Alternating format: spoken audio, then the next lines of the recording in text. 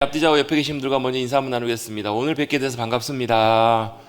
오늘 밤에 뵙게 돼서 참 반갑습니다. 하나님의 은혜와 평강과 새 힘이 함께 하시길 축복합니다. 하나님의 은혜와 평강과 새 힘이 함께 하시기를 축복합니다. 새 힘이 여러분들에게 부어지시기를 간절히 바랍니다. 새 힘이 부어지는 것은요, 우리가 좋은 거 먹고 잘 쉬고 운동해도 힘이 부어지는데, 그 힘은 무슨 힘이냐면 우리의 육신의 힘이에요. 육체의 힘이에요. 근데 여러분, 하나님이 주시는 힘은요, 우리의 영혼이 힘을 얻어요. 우리의 영혼, 우리의 속사람, 우리의 마음이 힘을 얻어요. 그러면요, 어떤 일이 벌어지는 줄 아세요? 피곤해가지고 누워있다가도 벌떡 일어나게 돼요. 신기해요, 여러분. 여러분, 몸에는 병원 가보면 검사해봐도 아무 문제가 없고 아무 이상이 없는데 막 골골골거리고 힘이 없고 막 정신을 못 차리겠어요. 왜 그럴까요? 우리의 영혼과 마음이 지치고 우리의 영혼과 마음에 힘이 빠지면 그런 일이 일어나는 경우들이 많아요. 여러분, 우리가 아무리 육신이 힘들고 어려워도 우리의 영혼이, 우리의 심령이 주님이 주시는 하늘의 새 힘을 공급받으면 여러분, 그 힘으로 우리의 영혼이 살아 일어나고 우리의 육신도 힘을 얻게 될 줄로 믿습니다. 여러분, 쉽게 생각해 보면 이런 거예요. 막 끙끙 앓고 있다 갑자기 집에 막 좋은 소식을 들어요. 아들이 생각지도 않은 정말 좋은 회사에 취직했다든지, 아니면 갑자기 복권이 당첨됐다든지. 그저께 아내가 보여준 기사였나요? 기사를 보는데 재밌는 기사가 있더라고요. 미국에서 복권이 당첨이 됐어요. 10매덕이 당첨이 됐는데, 그 사람이 피곤해가지고 퇴근해가지고 집을 가고 있는데 복권을 사가지고 가려고 했는데, 그런 복권 있잖아요. 이렇게 베껴가지고 하는 복권, 그 로또 말고 이게 베끼면 번호 나오는 거 있잖아요. 근데 그걸 베꼈는데 그게 10매덕이 당첨이 된 거예요. 그걸 베꼈는데, 근데 어떻게 당첨이 됐냐면, 줄을 서 있는데 앞에서 누가 새치기를 한 거예요. 누가 한 사람이 그거는 이제 순서대로 이게 받아가지고 이제 그걸 베끼는 거잖아요.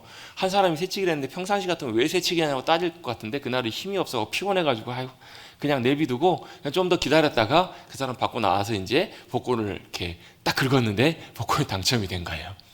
만약에 그 사람이 새치기를 안 했으면 꽝. 그 사람이 새치기 했는데 비키라고 해서 그 사람 끌어내렸으면 꽝.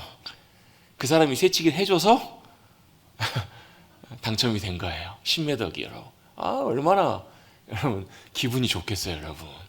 그래요, 안 그래요? 평상시 같으면 새치기 하면 난리 났을 텐데, 그날은 새치기 한 사람이 용서가 돼요, 안 돼요? 용서가 되다 마다요. 용서가 뭐예요? 밥이라도 사주고, 밥이 마음 같아서는 그냥 얼마라도 좀 떼서 주고 싶은 그런 마음이 들겠어요, 안 들겠어요? 들겠죠. 왜 그래요? 좋은 일이 생기니까. 내 마음에 힘을 얻을 만한 그런 일이 생기니까. 그 피곤하다. 여러분, 그날 밤에 여러분, 그 사람이 잠이 왔을까요? 안 왔을까요? 직장에서 그렇게 피곤하고 그렇게 힘들어도 아마 제가 생각할 때 그날 아마 잠을 제대로 못 잤을지도 모르겠어요. 모르겠습니다. 그냥 너무 기분 좋아서 푹 잤을지도 모르겠는데, 어땠을까요? 마음이 여러분, 얼마나 기분이 좋았겠냐고. 여러분 기분 좋아지시고 여러분 마음이 힘을 얻기를 원하십니까? 매일매일 복권 당첨되시면 됩니다. 그러면 되겠지만, 그게 여러분 인생에 한번 있을까 말까 그러잖아요. 안타깝게도 그런 일들은 잘 일어나지도 않을 뿐더러 일어나도 금방 있다가도 없어져 버려요. 그런데요, 우리에게는 확실한 복권보다 더 확실한 그게 있어요. 그게 뭐예요? 우리의 기쁨이 되시는 주님이 되세요. 보면 여호와를 기뻐하라 이런 말씀하잖아요. 여호와를 기뻐하는 것이 너희의 힘이다. 느헤미야서에 보면 그런 말씀이 나와요. 또 하박국 3장에도 보면 내가 여호와로 인하여 즐거워하며 구원의 하나님으로 인하여 기뻐하리로다. 시편 37편에도 보면 내가 여호와로 인해서 기뻐한다, 이런 고백들이 굉장히 많이 나오잖아요. 여러분, 하나님을 기뻐한다는 것이 여러분 무슨 말이냐면요, 하나님이 내 기쁨이 되신다는 말이에요. 하나님이 내 기쁨이 되신다. 그 말은 복권 당첨되는 것보다, 내가 어떤 좋은 소식 들은 것보다, 내가 어떤 좋은 얘기 듣고 내 인생에 참 힘이 될 만한 그런 얘기를 듣는 것보다, 누가요? 하나님이 진짜 우리의 기쁨이 되시고 힘이 되실 수 있다라는 말씀이에요, 여러분. 여러분, 이게 신앙생활입니다, 여러분. 하나님이 내 삶에 진짜 기쁨이 되시는가? 주님이 내 삶에 정말 큰 기쁨, 내가 주님을 즐거워하고 기뻐하는가? 여러분, 그게 그런가 안 그런가를 보면서요, 내 신앙이 온전하게 하나님과 영적인 관계 가운데 있는가 아닌가를 구별해 볼 수 있는 또 중요한 시험지가 돼요. 내가 아무리 생각해봐도 주님이 내 기쁨이 아니신 것 같아요. 그러면 뭐가 문제예요? 하나님과 나 사이에 영적인 신앙적인 문제가 있는 거예요. 그걸 점검해보고 돌이키셔야 돼요. 그런 간절한 사모함을 가지고 주님 앞에 나아가는 자, 그런 사람들이 복된 인생인 줄로 믿습니다. 우리가 계속 복에 대해서 한 말씀들을 쭉 몇 주간 통해서 나누고 있는데요. 오늘은 뭐에 대한 내용을 나눌 거냐면 예수님께서 가르쳐 주신 복이 무엇인가에 대한 말씀을 나눌 거예요. 그런데 예수님께서 가르쳐 주신 복의 의미도 철저하게 여기에 포커스가 맞춰져 있어요. 예수님께서 말씀하시는 복의 의미를 저는 딱 한마디로 이렇게 정의해 보고 싶어요. 무슨 복이냐면 하나님 나라의 복이에요. 같이 한번 해보겠습니다. 하나님 나라의 복. 하나님 나라의 복. 하나님 나라의 복이니까 지금 이 땅에서는 아무 쓸모없는 복이네요. 우리 죽은 다음에 누릴 복이네요. 아니에요, 여러분. 하나님 나라는 뭐라고요? 가는 하나님의 나라, 오는 하나님의 나라가 있다고요. 오시는 하나님의 나라가 있어요. 그 말은 무슨 얘기냐면 이 땅에서도 하나님의 나라를, 천국을 누리면서 살아가는 사람이 있어요. 어떻게 하냐고요? 증명을 한번 해볼까요? 이 땅에서 지옥과 같은 삶을 사는 사람도 있어요, 없어요? 있어요. 반대로 이 땅에서 천국과 같은 천국을 누리며 살아가는 사람도 있다라는 거예요. 사도 바울이 빌립보 감옥에 억울하게 갇혔어요. 갇힐 필요도 없는 이유인데 억울하게 매맞고 갇혔네요. 여러분, 제일 인생 가운데 괴로운 고통이 뭐라고요? 억울한 거라고요. 억울한 게 제일 감당하기가 어려워요. 불의에 의해서 억울함을 당하고, 또 억울하게 내가 그런 일들 당하고, 내가 왜 이런 상황까지 참 견디기가 너무너무 어려워요. 근데 사도 바울이 빌립보 감옥에서 뭘 경험해요? 거기서 하나님의 임재를 경험해요. 거기서 하나님의 함께하심과 역사하심을 경험해요. 뭘 보면서 알아요? 묶여 있었던 모든 것들이 다 풀리고 거기 있었던 간수가 자결하려다가 구원을 받아요.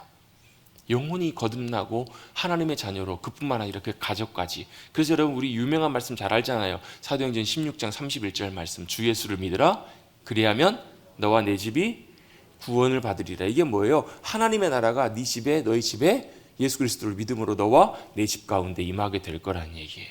여러분, 이 말은 무조건 자동적으로 내가 믿었다고 해서 우리 모든 식구들이 구원받는다 이걸 말하는 것은 아니에요. 나를 통해서 가족 모두가 다 누구를 알고 예수 그리스도를 알게 되고 예수 그리스도를 구원자로 믿고 영접하는 그 역사가, 구원의 역사들이 나타나게 될 수 있다는 것을 말씀해 주시는 거거든요. 거기서 뭐가 임한 거예요? 하나님의 나라가 임한 거예요.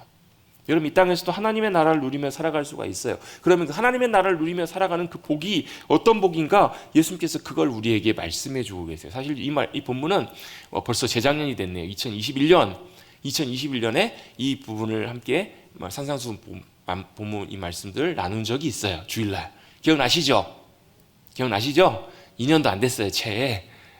우리 요한복음 나누기 전에, 야고보서 말씀 나누기 전에 산상수 말씀을 함께 좀 잠깐 나눴던 적이 있어요. 혹시 궁금하시면 다시 한번 찾아보셔도 되고요. 이 산상수훈, 팔복의 말씀들은 계속 우리 평생 이렇게 마음속에 늘 바라보고 묵상하고 할 때마다 또 새롭게 이 말씀의 의미들이 우리 가운데 이렇게 깨달아지고 들려질 수 있기 때문에 참 귀하고 중요한 말씀이라고도 볼 수 있습니다. 자, 복에 대한 말씀을 나누면서 오늘 마지막 시간이기 때문에 한번 간단하게만 좀 앞에 부분을 좀 정리를 한번 해보겠습니다. 이게 왜 필요하죠?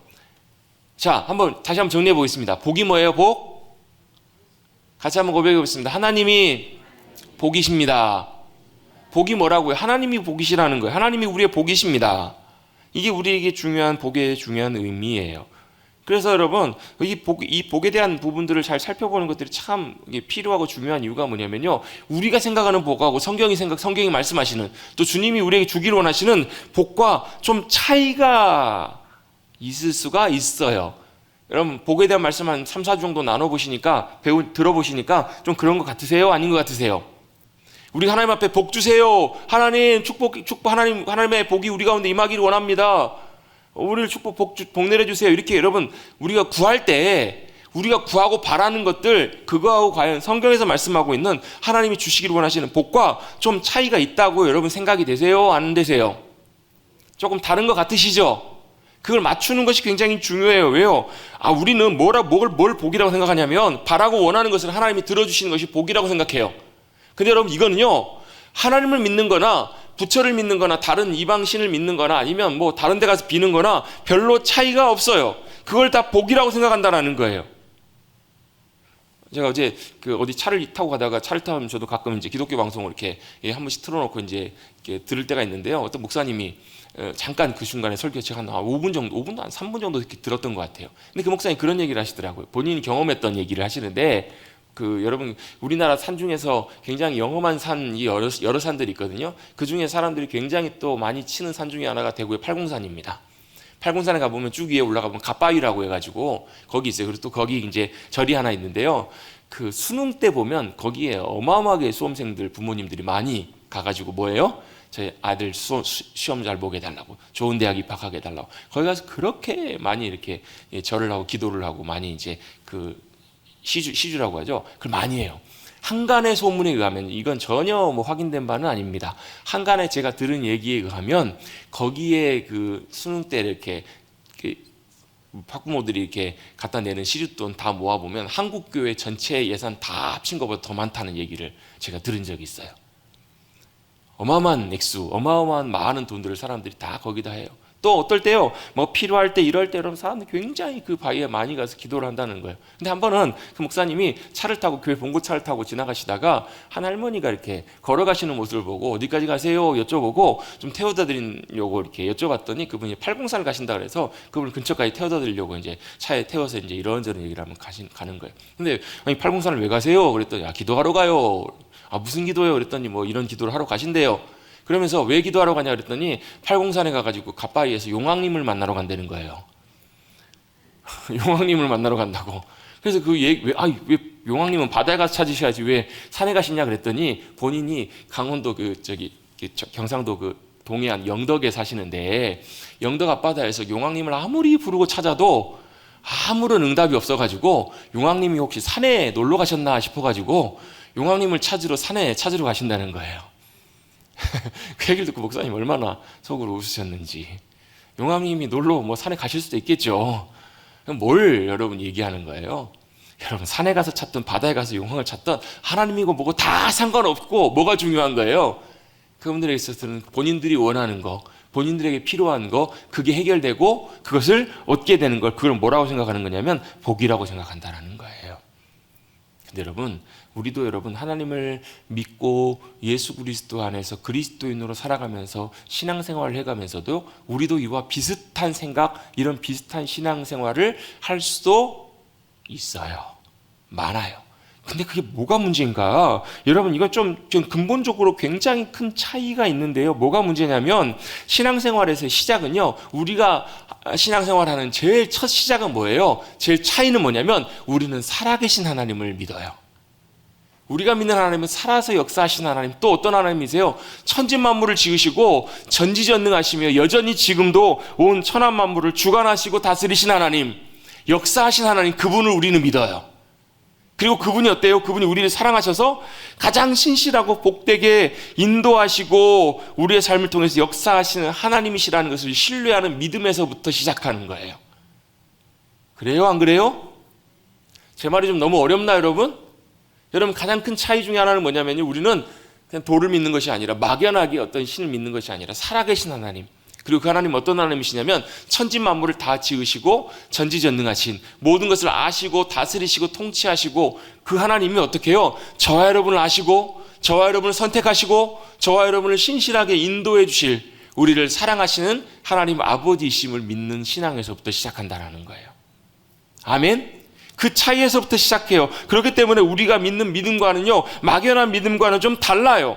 살아계신 하나님을 믿는다라는 말은 그렇기 때문에 뭐가 되냐면요, 살아계신 하나님과 내가 무슨 관계예요? 인격적인 관계로 관계가 맺어지고 있다는 것을 의미하는 거예요. 여러분 돌을 믿는다는 것은요, 돌과 우리가 인격적인 관계가 될 수가 없어요. 여러분 우리가 일반적으로 생각하는 신과 인간의 관계는요, 사실 동등한 관계로 취할 수가 없어요. 그런데 참 감사하게 살아계신 하나님께서는 우리를 어떻게 부르셨어요? 하나님과 같은 관계를 맺고 만나면 살아갈 수 있는 그런 관계로 저희를 만드셨고, 그 관계를 회복하시기 위해서 예수 그리스도를 통해서 하나님 아버지를 알게 하시고 믿게 하시고 관계를 연결해 주신 분이 바로 예수 그리스도시잖아요. 여러분 예수님이 하신 가장 중요한 일이 뭐예요? 십자가에 죽으시고 부활 승리하신 가장 중요한 이유와 목적과 예수님께서 하신 의도가 뭐예요? 하나님과 우리와의 관계를 연결하시려고 주님께서 그 일을 하신 거잖아요. 가로막고 있는 장벽을 열어주시고 지성소, 성소의 휘장을 쫙 가르시고 뭐 하는 거예요? 하나님과 우리와의 관계가 열려질 수 있도록. 예전에 재밌는 이제 그림 모양을 본 적이 있어요. 전신주 있잖아요. 전신주. 우리나라 전신주는 지금 이렇게 생겼지만 옛날에 보면 나무 전신주나 지금도 보면 저기 이렇게 그 사막 같은 데는 황량한데 이렇게 전기선 지나갈 때 보면 전신주가 있고 옆에가 이렇게 나무나 이렇게 돼가지고 이렇게 가로로 이렇게 표시가 되는 게 마치 십자가처럼 이렇게 보일 때가 있잖아요. 그 십자가는 뭐다? 십자가는 연결해 주는 거다. 이쪽에서 이쪽에 전기를 연결해 주는 것처럼 하늘과 땅을 연결해 주는 것이 십자가다. 이런 얘기를 제가 들은 적이 있는데 참 좋은 생각이다. 좋은 하나의 그런 포인트다. 이런 생각 저 한 적이 있어요. 예수님께서 하신 역할은 뭐냐면 하나님과 우리와의 관계를 연결해 주신 거예요. 여러분 이것은요 하나님이 살아계신 하나님이시고 또 우리를 사랑하시기 때문에만 가능한 일이라는 거예요. 그리고 여러분 이것은 굉장히 또 중요한 의미를 하나를 두고 있는데요. 우리의 신앙은 그렇기 때문에 시작이 나부터가 아니라 하나님 중심에서부터 시작돼야 된다는 것을 우리에게 분명히 말씀을 해주세요. 자, 하나님이 아담을 만드실 때도 그랬고요. 모든 시작이 어디서부터 시작하는가? 나로부터 시작하는 것이 아니에요.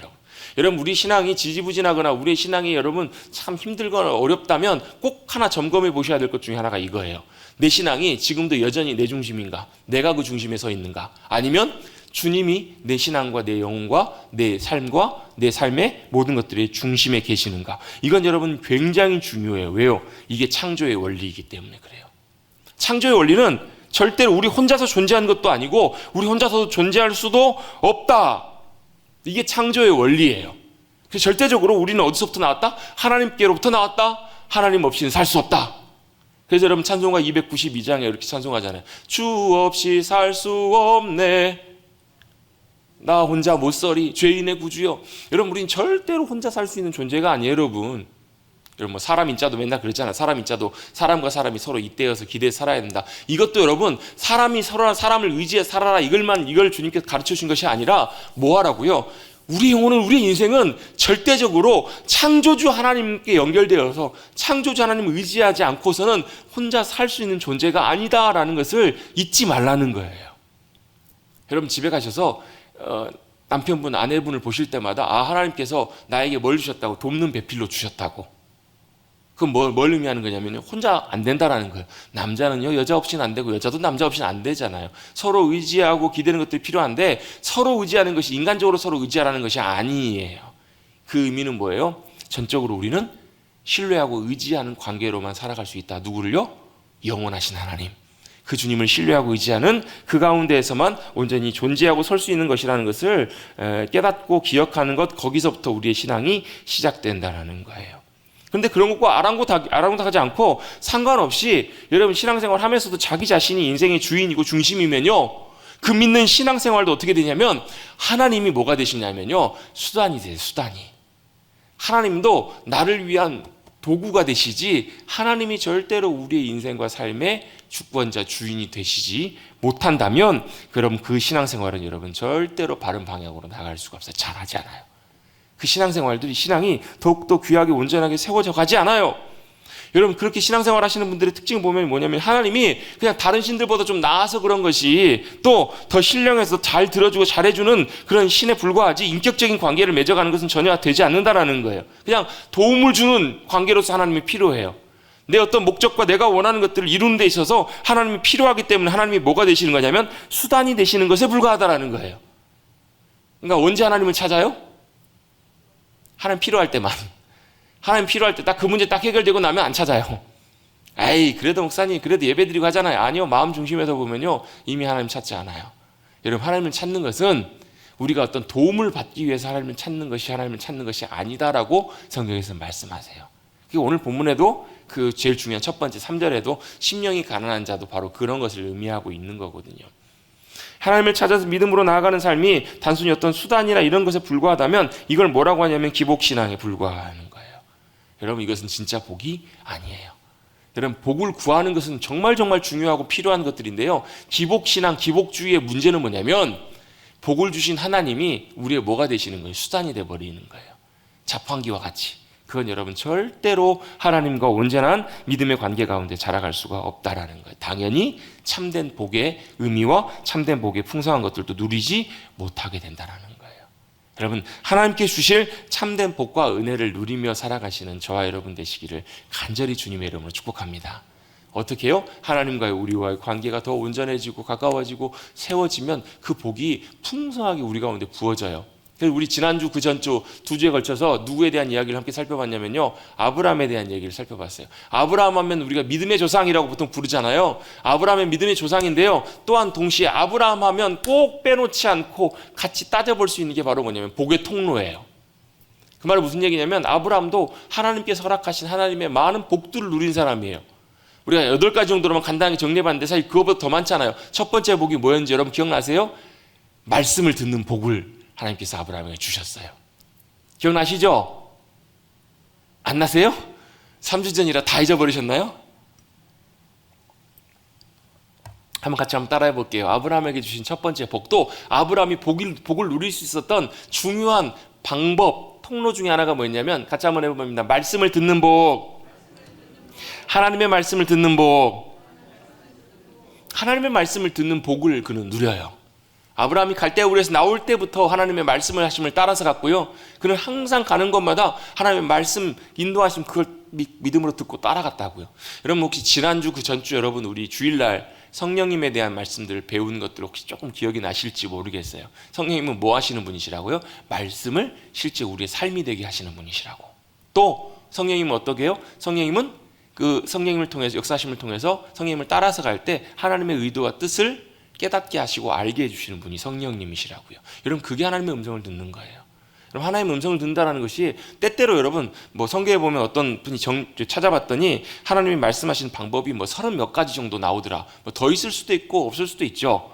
뭐 예를 들면 뭐 당나귀 입을 열어가지고 누구죠? 발람에게 말씀하신 경우들도 있고요. 여러 가지 경우들이 있는데 하나님이 말씀하시는 가장 대표적인 방법, 어떤 경우는 정말로 어떤 육성처럼 누구야 부르시면서 말씀하실 때도 있긴 있어요. 굉장히 급박한 상황이나 굉장히 중요한 순간에 그렇게 말씀하신 경우도 있지만 거의 대부분은요 하나님께서 어떻게 말씀하시는가, 성경을 통해서 기도함 가운데 우리의 심령과 마음속에 감동하셔서 말씀하시는 경우들이 굉장히 많아요.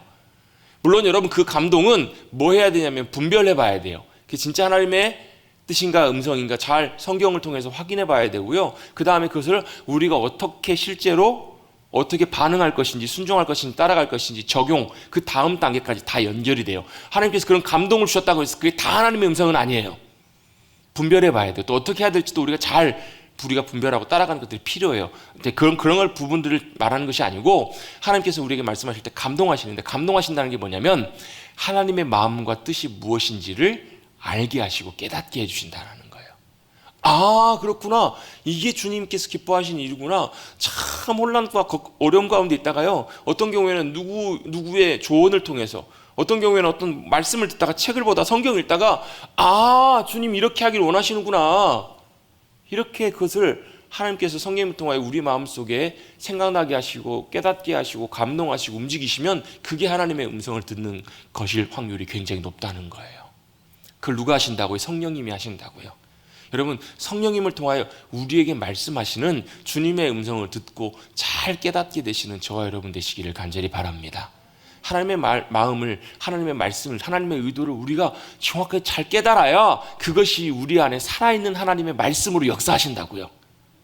여러분 이걸 성경을요 지식으로 아무리 우리가 읽고 뭐 묵상하고 아무리 우리가 여러분 암송 많이 해도 여러분 이건 그냥 지식으로만 끝나요. 근데 거기서 누가요? 성령님이 역사하셔야, 성령님이 우리에게 그 말씀들을 통해서 우리의 심령 속에 하나님이 뭘 원하시고 어떻게 하기를 원하시고 하나님이 어떤 분이시고 그걸 깨닫게 하시고 알게 해주셔야 그게 우리 가운데 살아서 역사하시는 생명의 음성으로 들려지게 된다는 거예요. 그 음성을 그 말씀을 누가 들었다고? 아브라함이 들었다고요. 아브라함이 그 음성을 듣고 하나님의 말씀을 듣는 복을 누렸어요. 그 말씀을 따라서 한 걸음 한 걸음 나아갔어요. 그 말씀을 듣는 복을 누리고 믿음으로 나갔습니다. 두 번째 복이 뭐예요? 제단을 쌓는 복. 가는 곳마다 제단을 쌓았다고요. 제단을 쌓았다는 말은 뭐 교회를 세웠다?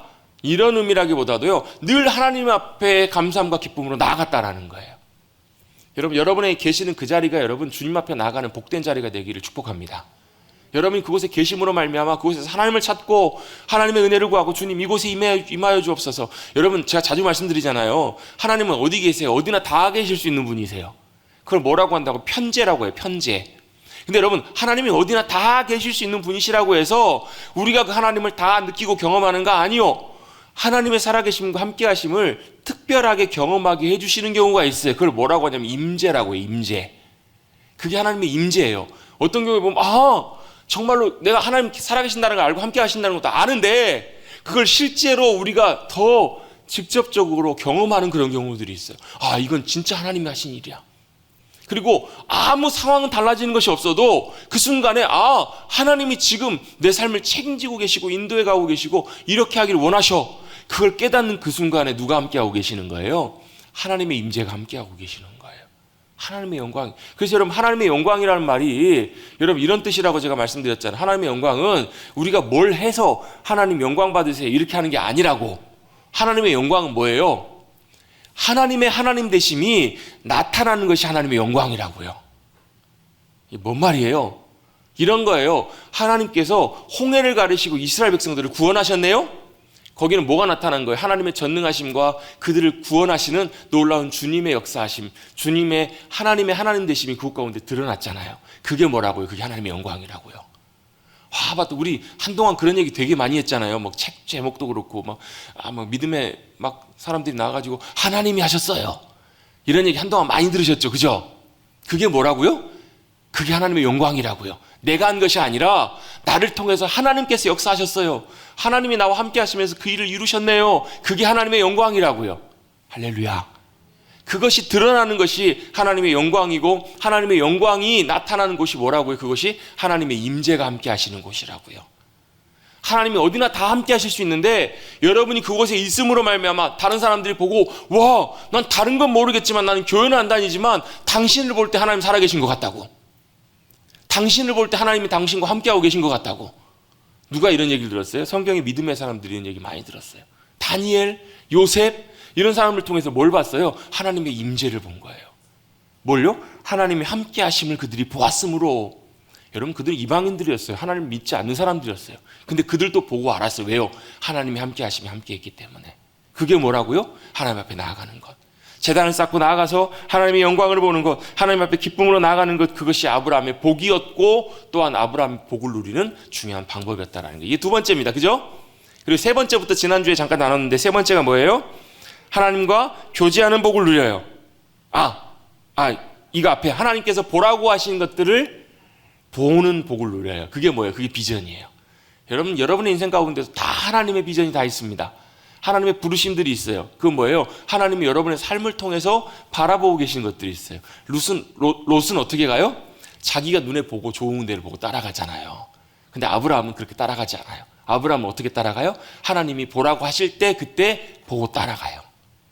그게 여러분 복이고 그게 바로 비전이에요. 여러분 비전을 가지시는 여러분들 되시길 주님의 이름으로 축복합니다.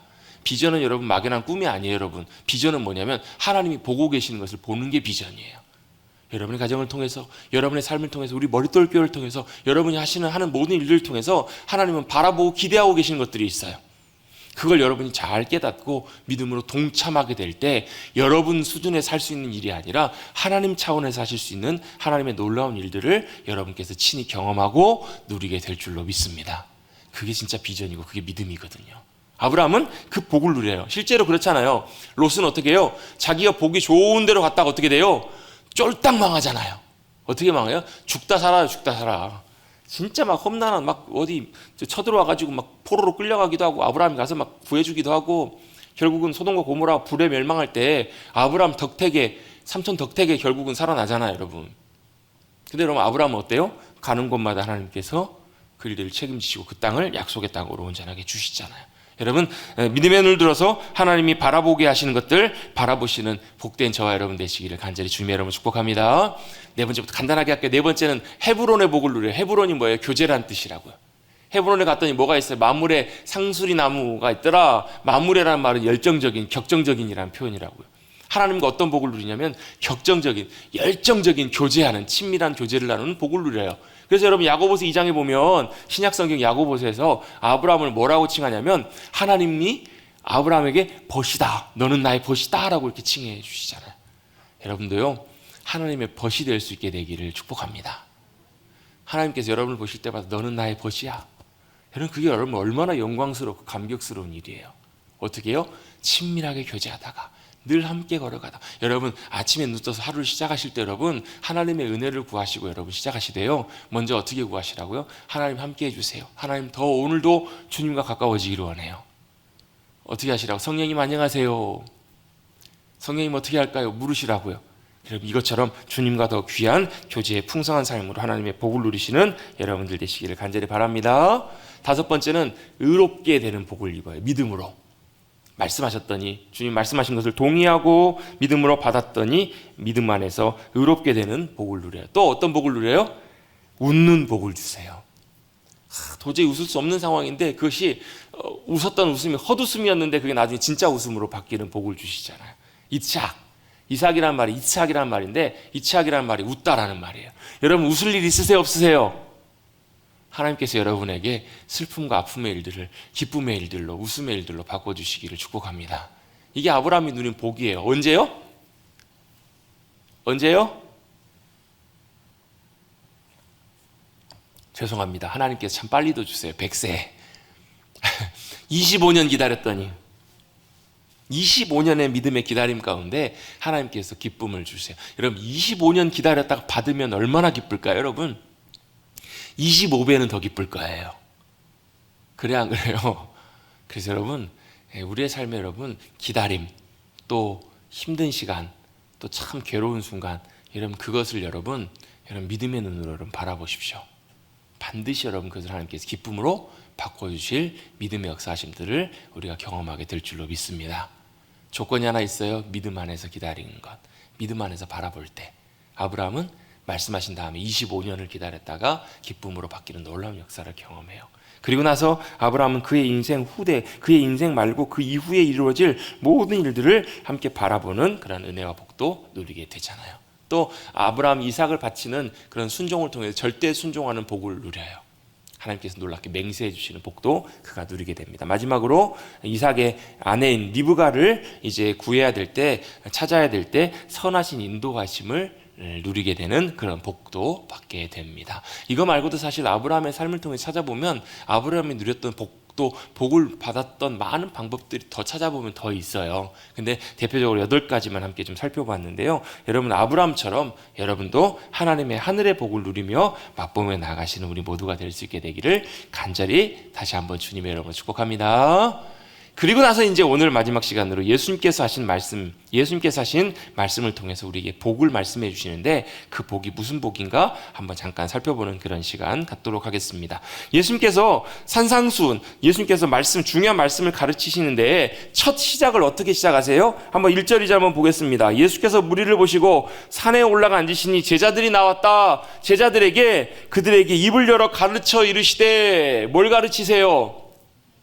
심령이 가난한 자는 복이 있다. 천국이 그들의 것이다. 애통하는 자는 복이 있다. 그들이 위로를 받을 것이다. 온유한 자는 복이 있다. 쭉 몇 가지를 말씀하세요. 8가지 복을 말씀하세요. 그래서 그걸 뭐라고 보통 말하냐면 팔복이라고 해요. 어떤 분은 맨 마지막에 예수님을 때문에 핍박받고 또 욕을 먹고 모든 악한 말을 듣는 사람에게도 복이 있다. 기뻐하라. 하늘에서 너희의 상이 크다. 이것도 하나의 복으로 치는 그런 분들도 계세요. 어쨌든 팔복이든 구복이든 어떤 분은 칠복이라고 보시는 분들도 계시더라고요. 몇 개든 간에 중요한 게 뭐예요? 예수님께서 말씀하신 복은 뭔가? 바로 하나님 나라의 복이라는 거예요.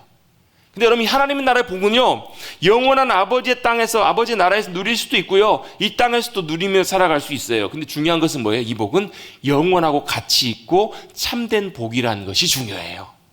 이 땅에서 누리더라도 영원하지 않는 게 아니에요.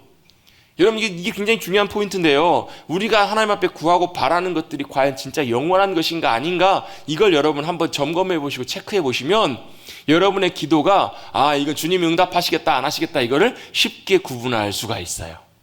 있다 없어지는 것 그건 여러분 주님께서 주실 수도 있고 안 주실 수도 있어요. 필요에 따라 주님이 주세요. 그런데 영원한 것, 영원한 가치 그것을 구하면요 주님은 반드시 그걸 허락하십니다. 왜요? 그건 없어지는 것이 아니기 때문에 그래요. 여러분 어제 우리 매일성경 큐티지역 본문 말씀 보면 보물을 어디다 쌓아두라고요? 이 땅에 쌓아두지 마라. 하늘에 쌓아두라. 여러분 하늘에 잘 쌓고 계십니까? 하늘에 쌓으시기를 간절히 바랍니다. 축복합니다. 이 땅에서 여러분 많이 안 쌓아도 괜찮아요. 하늘에 여러분 귀한 것들, 값진 것, 보화 많이 쌓으시면 돼요, 여러분. 왜요? 이 땅에 있는 것들은 여러분 도둑이 훔쳐갈까? 아니면 이따가 없어져 버리기도 해요. 그렇잖아요. 이따가도 금방 없어져 버린 것들이 여러분 우리 이 땅에는 재물이잖아요. 그래서 여러분 이 땅의 재물은요, 많이 갖고 있는 것보다 뭐 하는 게 중요하냐면요, 많이 그냥 흘려보내는 거, 누리는 게 더 복돼요. 내가 그냥 많이 쌓아두려고 하는 것보다 나를 통해서 많이 흘러가면 그것으로 참 유익하고 복돼요. 흘려보내면서 뭐 하시라고요? 하늘의 복을 쌓으시라고요. 왜요? 보물이 있는 것에 우리의 마음도 있기 때문에. 이 땅에 없어질 것, 썩어질 것, 그것만 보고 살아가는 인생은요, 나중에 후회합니다. 근데 영원한 것들을 바라보고 살아가는 인생은 참으로 귀하고 가치가 있기 때문에 그렇게 주님께서 말씀하고 계시는 거예요. 다 여러분 8가지 복들이 다 뭐와 연관되냐면요, 하나님 나라와 다 연관되어 있어요. 그래서 여러분 이걸 이제 히브리어로는 이 복되다라는 말, 이게 이제 복이 있나니 이렇게 돼 있지만 실제로는 조금 더 어감을 정확하게 표현해 보면 복되다 이거예요. 심령이 가난한 자는 복되다, 애통하는 자는 복되다. 그래서 이제 이걸 이제 히브리어에서는 아슈레이라고도 표현하고 있는데요, 이런 사람이 복된 자다 이런 뜻이에요. 자, 여러분 복이라는 게 뭐라고요? 무릎을 꿇다라는 단어에서 왔다고 말씀드렸잖아요. 바라크라는 말이 하나님께서 우리 가운데 오셔서 그 무릎을 꿇고, 야, 내가 너에게 가장 귀하고 중요하고 좋은 것들을 너에게 해줄게, 반드시 그걸 내가 이룰 거야, 이렇게 와주시는 것이 복이라고요. 아멘. 근데 그런 자들이 어떤 사람들인가 몇 가지를 말씀해 주고 있어요. 첫 번째로 심령이 가난한 자는 복이 있다. 여러분 같이 한번 해보겠습니다. 심령이 가난한 자는 복되다. 심령이 가난한 자는 복이 있대요. 복되대요. 여러분 심령이 가난하다는 말은 무슨 말인가?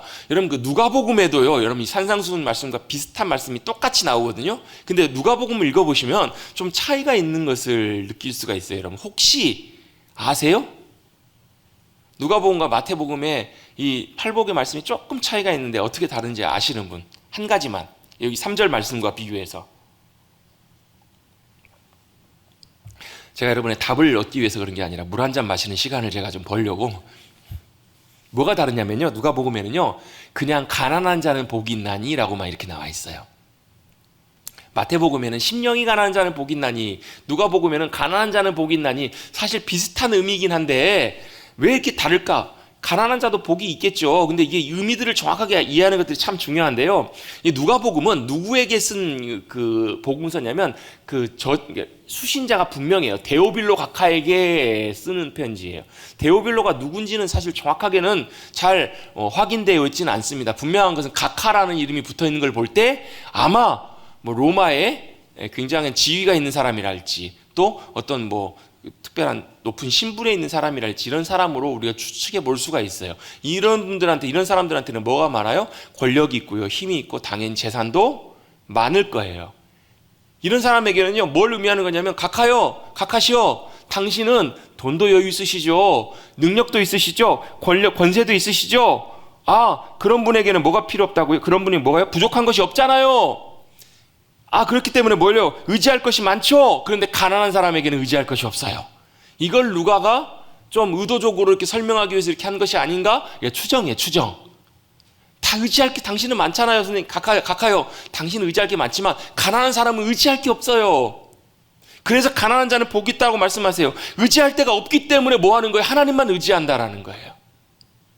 가난한 사람은 의지할 것이 없기 때문에 하나님만 의지합니다, 이렇게 이제 해석해 볼 수 있다라는. 물론 여러분 돈이 없다고 마음이 가난하진 않아요. 돈이 없어도요 굉장히 궁핍하고 어려워도 마음이 가난하지 않는 분을 저는 많이 봤어요. 오히려 돈은 많은데 심령이 가난한 분도 굉장히 저는 많이 봤어요. 중요한 건 뭐라고요? 물론 여러분 돈이 많고 적고도 영향이 있겠지만, 여러분 정말 중요한 건 뭐냐면 우리의 마음 가운데 의지할 것이 없는 거예요. 다른데 돈이 많다고 해서 내가 돈을 의지하는 것도 아니고요, 내가 권력이 많다고 해서 내가 든든하게 의지할 것이 많다고 해서 내가 그걸 의지하는 것이 아니라, 저는 주님밖에 의지할 분이 없습니다.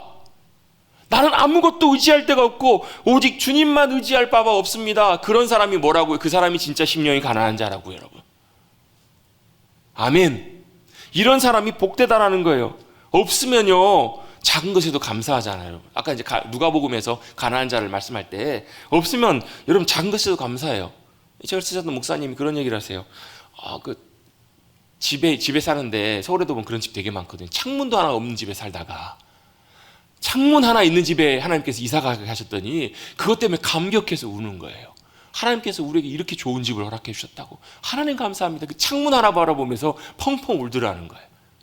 저도 예전에 한번 전회교회 섬길 때 그런 이제 가정에 신방한 적이 있는데, 제가 부임하자마자 얼마 안 돼가지고 이사 신방을 가게 됐는데, 어떻게 된 가정이었냐면 사업이 다 이제 안 됐어요. 사업이 다 안 돼가지고 결국은 살고 있는 아파트와 집도 다 넘어가게 된 거예요. 그것으로 이제 빚도 다 갚고 이렇게 하고 겨우 어떻게 했냐면 저 매각에 이제 반지하 그 집으로 이제 이사 가게 된 집에 신방을 가게 됐어요. 여러분이 만약에 그런 집에 가시면 여러분 뭐라고 여러분 뭐 얘기를 해주시겠어요? 축하합니다 이러실까요? 이사를 축하합니다 이렇게 말할 수가 없잖아요, 여러분. 뭐 살림도 이런 거 다 버리고 그냥 뭐 행거에다가 옷 싣고 오고, 그냥 자녀 이렇게 조그만 방 하나에다가 그냥 자녀 집 넣어놓고, 식구들 다 생활도 한 방 안에서 다 하고 그런 집 있잖아요. 딱 들어가면 옆에 조그만한 뭐 한 2평도 안 되는 조그만한 방 하나 있고, 옆에 싱크대 있고, 들어가면 방 겸 거실 겸 이렇게 있는 그런 반지하, 여러분 잘 아시죠, 여러분? 그런 집으로 이사 간 분이에요. 근데 제가요 그 집에 가가지고 느끼는 바가 있었어요. 뭘 느꼈냐면, 이 가정은 이제 올라오겠다, 그런 생각이 들었어요. 제가 그래서 말씀드렸어요. 이제 회복될 거라고, 이제 시작될 거라고. 제가 왜 그런 말씀을 드렸냐면요, 보통 대부분 그런 집에 이렇게 가게 되면 뭐 절망하거나 낙심하거나 뭐 아니면 실망하거나 그런 경우들이 되게 많아요. 한탄을 하거나. 근데요, 뭘 보았냐면 그럼에도 불구하고 이제는 의지할 것이 없기 때문에 주님만 믿음으로 신실하게 신뢰합니다, 이런 믿음이 있더라고요. 믿음이 있으시더라고요. 진짜 제 말대로요, 신기하게도 몇 년 지나지 않았는데요, 이사 갔어요, 2층으로.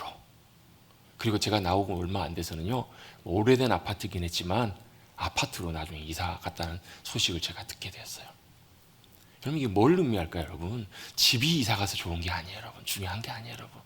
우리의 처해 있는 상황, 모든 상황 속에서 돈이 있건 없건 감사할 것 하나 없는 집에 살다가도 여러분, 작은 것 하나 때문에, 주님 주신 것 때문에 감사할 수 있는 것, 그건 언제 가능해요?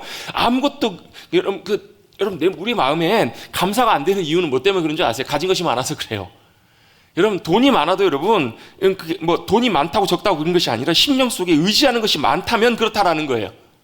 내가 의지하는 것이 많고 가진 것이 많으면 또 내 능력으로 그것을 다 가졌다고 생각하면요, 작은 것 하나에도 감사하지 못해요. 그런데 여러분, 가난한 것, 그건 여러분 돈이 많고 적고의 의미가 아니라고요. 뭐가요? 우리의 심령이, 마음이 가난할 때 그것이 복되대요. 왜요? 비어있기 때문에. 뭘로요? 주님으로 채워지기를 원하는 열망으로 가득 채워져 있기 때문에 간절히 주님을 사모하고, 내가 주님밖에 의지할 분이 없습니다, 이런 믿음의 자세로 주님 앞에 나아가는 자, 그 사람이 바로 복된 사람이라고 예수님께서 우리에게 가르쳐주고 계시는 거예요. 여러분, 우리가 뭘 의지하고 살아가는가? 여러분, 우리 심령이 가난해지는 것은 굉장히 중요해요. 그런데 굉장히 또 어려울 때가, 안 될 때가 굉장히 많아요. 여러분, 시편 42편 말씀을 보면요, 이렇게 말씀하고 있어요. 사슴이 시냇물을 찾아 헤매이듯이 내 영혼이 여호와 하나님을 간절히 갈망합니다. 누구의 고백이에요? 다윗의 고백이에요. 시편 기자의 고백이에요. 중요한 것은요, 간절히 이렇게 주님을 간절히 사모하는 마음, 열망, 이게 바로 뭐라고? 이게 바로 심령이 가난한 자라는 거예요.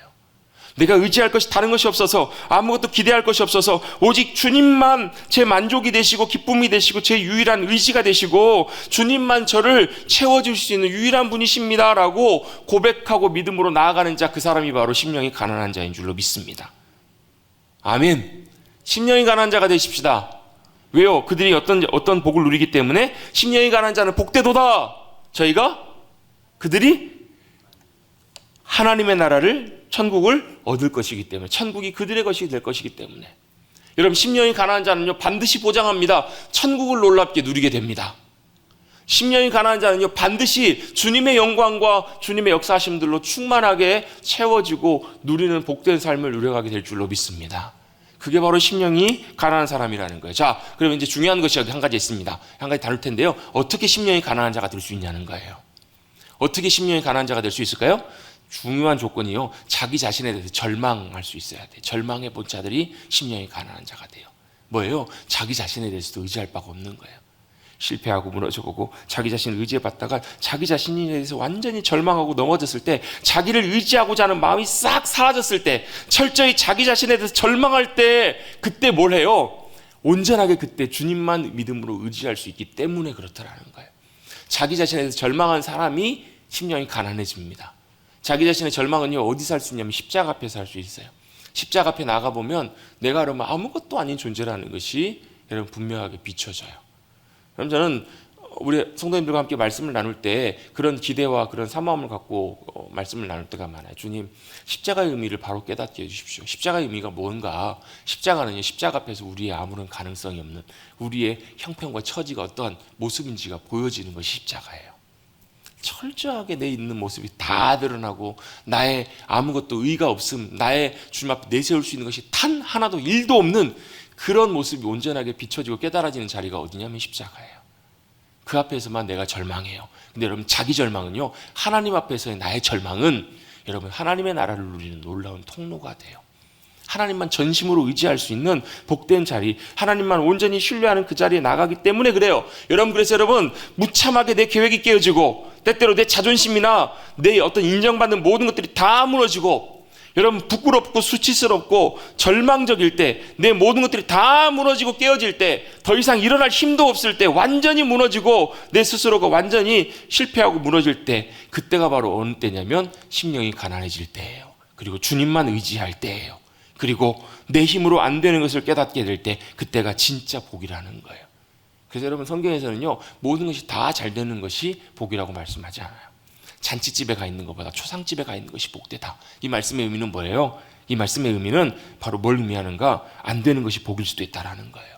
감사할 일이 있을 때 감사하는 것도 좋지만, 없는 것, 안 되는 것을 보고도 감사할 수 있다면 그것이 더 귀한 믿음인 것처럼, 그 다음에 여러분, 소망이 하나님께로, 하나님의 나라로 향하여 있기 때문에 그것이 여러분 우리의 삶에 훨씬 더 복될 수 있다는 거예요. 여러분, 하나님께 때때로 우리의 삶에 우리가 의도하지 않는, 우리가 원하지 않는 그런 일들, 그런 어려움들이나 문제들을 주실 때, 아, 주님이 내 심령을 더 가난하게 하기를 원하시는구나, 내 스스로를 더 비우고 내 자신에 대해서 더 절망하고 내 자신을 의지하지 않고 100% 내 자신을 부인하고 100% 주님만 신뢰하는 자리로 나를 인도하고 계시는구나. 여러분, 이렇게 믿음으로 고백하시고 감사함으로 나가실 수 있는 사랑하는 믿음의 성도들 되시기를 간절히 주님의 이름으로 축복합니다. 이게 되어야 여러분 우리의 믿음이 새로워져요.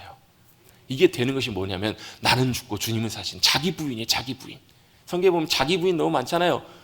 저 자기 부인 있습니다. 제 부인. 저 자기 부인이 아니고 뭐예요? 자기 부인은 여러분 자기의 절망을 고백하는 거예요. 내가 안 됩니다, 주님. 여러분 혹시 그래 본 적 있어요? 저도 예전에 그런 적 많거든요. 손가락 하나 들 힘이 없어요.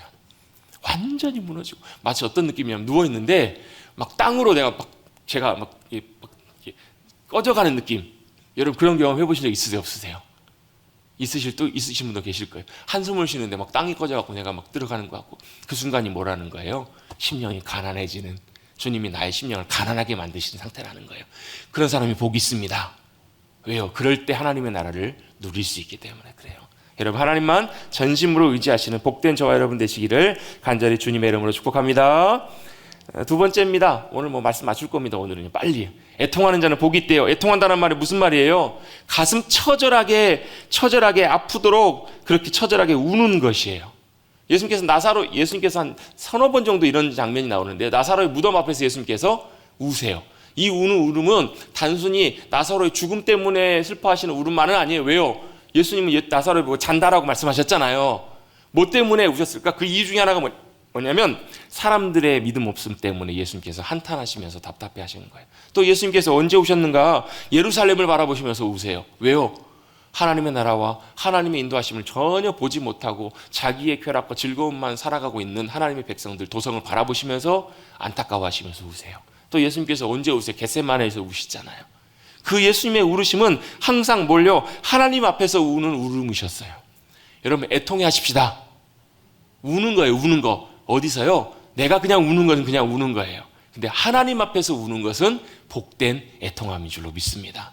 하나님 앞에서 하나님 때문에 울고, 하나님이 괴로워하시는 모습을, 마음을 나도 품고 울고, 하나님이 안타까워하시는 마음을 나도 느끼고 함께 울고, 하나님이 역사하시고 일하시는 것들이 행해지지 않아서 가로막혀서 그걸 부인하고 대적하는 많은 영혼들, 또 내 안에서 그런 부족함과 연약함들을 바라볼 때 울고, 여러분 그것이 여러분 우리에게 복되다라는 거예요. 그럼 진짜의 통함 중에 하나는 뭐냐면요, 자기 자신에 대해서 하나님 기뻐하시는 모습은 이것인데 전혀 그것과 동떨어진 삶을 살아갈 때 그걸 갖고 가슴을 찢고 울고 애통해하는 그 모습을 여러분 주님께서 바라보실 때 어떠실까요? 너무너무 기뻐하신다라는 거예요. 애통해하는 자는 복이 있습니다. 왜요? 하나님의 앞에서 애통해하는 자는 하나님의 위로와 도우심을 경험할 수 있기 때문에 그래요. 여러분 그럴 때 있잖아요. 막 울고 나면 속 시원해질 때 있으시죠? 그죠? 그걸 뭐라고 해요? 카타르시스라고 하잖아요. 근데 여러분 그 사람이 우는 거예요. 누구 앞에서요? 하나님 앞에서 울 때. 하나님 앞에서 우리의 모든 걸 다 쏟아부을 때. 여러분 어떨 때 보면요, 기도할 때 보면요, 누군가를 위해서 기도해 주실 때 어떤 분은 울음이 터지시는 분 계세요. 그거 여러분 울음 말릴 필요가 없어요. 다 울 때까지 기다리시는 것도 좀 좋아요.